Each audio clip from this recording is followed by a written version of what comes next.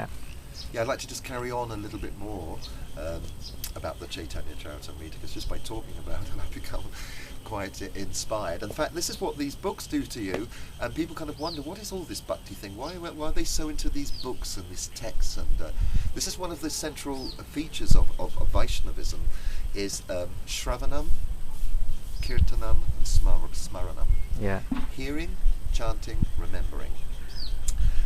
Because Vaishnavas are not at all interested, at all, in obliterating their identities or attracted to a formless Godhead.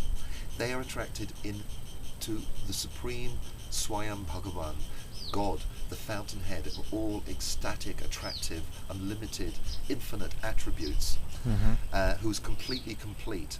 And he is Abhigna Swarat, which means he's fully independent but fully conscious at the same time. And this is part of the whole mystery of the whole Bhagavat lineage, who was Krishna, the great mystery, all the stories of Indra and all the Devas and Brahma can't figuring out who this little blue boy is, why he's got so much power, why he's so attractive, who is he, you know.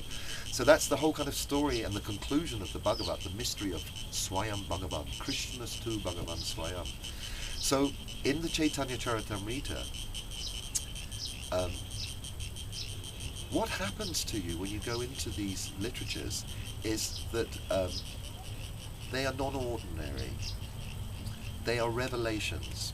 Now, people who are, from an academic point of view, are reading these texts and trying to understand them as, historical documents in the academic way are barking up the wrong tree, and they understand that anyway, and they have their own interpretation of what they called hagiographies. Now, what hagiography is, it's a kind of a mixture of historical account and the spiritual revelation that's coming through the hearts of the devotees. Because how do we know about Krishna? We know about Krishna and Bhakti through those who are devotees of Krishna and Bhakti. And the reason we become attracted to Bhakti is because we see those personalities, and Krishna within their hearts shines through. They are carrying Krishna in their hearts. And somebody once asked Prabhupada, how could you tell who a devotee of Krishna is? And he said, it's very easy. Somebody who reminds you of Krishna. That's who a devotee of Krishna is. And it's a kind of a chain reaction, because that's what happened when Chaitanya Mahaprabhu went around. And a lot of the great mystics and saints, they just appear in places, and it's described that people just had to see Chaitanya Mahaprabhu. They would go into ecstasy, and someone would see them, and they would go into ecstasy, and all these incredible miracles that people can't possibly normally understand. But this is the kind of the power and the Shakti of Sri Chaitanya Mahaprabhu.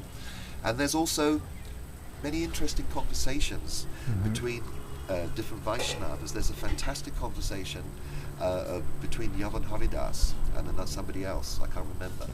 And it's all, and maybe it was Chaitanya Mahaprabhu himself, and it was all about, because I haven't read the book for quite a few years, and it's all about why has Chaitanya Mahaprabhu come, and what is he coming to do, apart from his internal mission to taste as Krishna, to taste the mood of Radha.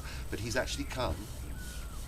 And I was going, in another interview I mentioned this, I read another book, someone said, I think this whole thing that's going on at the moment is all about cosmic amnesty.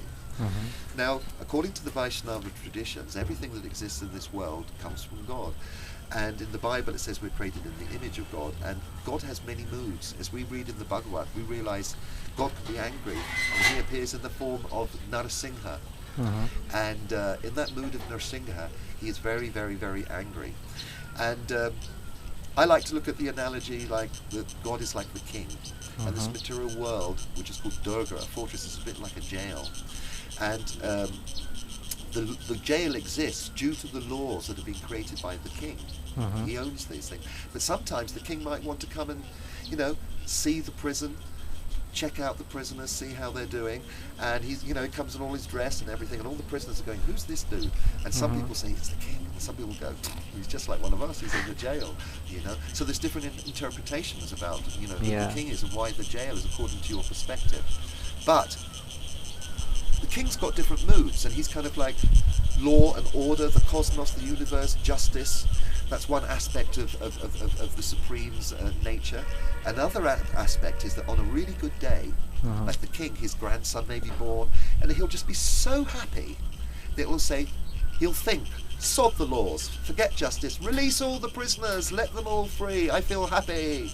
You know, let's forget justice for a day. Let's just kind of let compassion and love rule. So this is my way of trying to understand who is Krishna Chaitanya. That I think that Chaitanya Mahaprabhu is described as Namo Mahabharanyaya Krishna Prema Pradayate Krishnaya Krishna Chaitanya Namani Gaura Trishena Mahava. He's the most munificent of all the different forms of Krishna, because he's appeared in Kali Yuga and we're all quite screwed up. Everything's upside down. It's the age of quarrel and hypocrisy. And so when Krishna was speaking and kind of, you've got to surrender, you've got to do this, Chaitanya Mahaprabhu, he has come and he's saying, here I am. Here's Krishna. I'm giving you in the form of my name, in this mood of Chaitanya Mahaprabhu, and everything is in that name. Everything is in that holy name. Harinama, Harinama, Harinama, Eva Kevalam, Kalonya Steva Nasteva Nasteva Gatiranyataha. So this is the whole mission of Mahaprabhu, that he is Krishna come to liberate everybody, and he is one of the main personality, in my opinion, and this is part of the transcendental secret, steering this divine plan. And ultimately, he's offering divine love to everybody. And it's very esoteric. This is very esoteric. And Prabhupada was the manifestation of that karuna extending out from Bengal. Otherwise, I would not be here today with the name Mathura Das. Zubin would not be interviewing me, and he would, and all of my reality that makes me Mathura Das would not be if Chaitanya Mahaprabhu hadn't come. And there was actually a very famous bhajan, which I don't know the Bengali, unfortunately, but it was, what would have happened if Chaitanya Mahaprabhu hadn't come? And now for a lot of people it's insignificant, but I feel that for all those people, millions around the world who've been touched by Chaitanya Mahaprabhu in the last 40 years, and the millions more that are going to be touched, is going to become very significant. And this is at the essence. And not only that, the prophecy, many prophecies, every town and village, he said, my name will be heard. And so this is how things happen, spiritual paradigms happen. Christianity only became a mainstream religion 300 years after Chaitanya Mahaprabhu.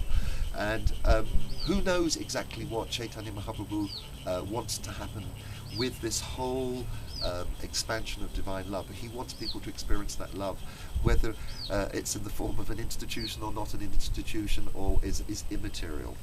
And I think that Srila Prabhupada knew that, and he came to set up a certain organisation because he was very humble and following in the footsteps of his Guru Maharaj Bhaktisiddhanta Saraswati, and adopting the format that had flowed in time from his guru Bhaktivinoda Thakur, and that's where the seeds of the whole modern Gaudiya Vaishnava movement come from in the world, from Bhaktivinoda Thakur in the period of modernisation and reinterpretation of the whole Hindu culture.